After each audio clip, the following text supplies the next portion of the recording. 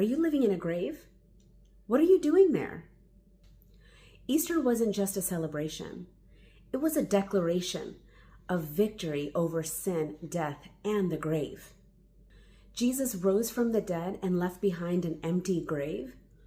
He called Lazarus out of the grave, and Lazarus also left behind an empty grave. How many of us are still living in our own graves, our spiritual tombs, because of our past, because of our shame, our regrets? Here's the truth. Only dead things live in graves. What about you? You and I have been called to eternal life. John 10:10 says, "The thief, he comes to steal, kill, and destroy, but Christ came to give us abundant life."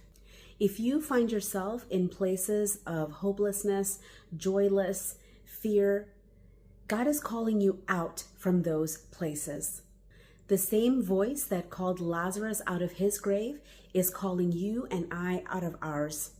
Graves that we've created, graves that we've lived in, we've thought we've thrived in, but God is calling us out of those places into life. This week, I want to challenge you. Can you identify a grave that you've been living in? Maybe it's a regret, a relationship, maybe it's a mindset, something that you feel like you're stuck.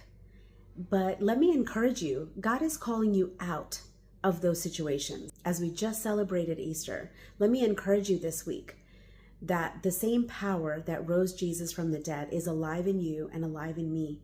And he's calling us out of those graves that we have made for ourselves. He's calling you out into abundant life. God bless.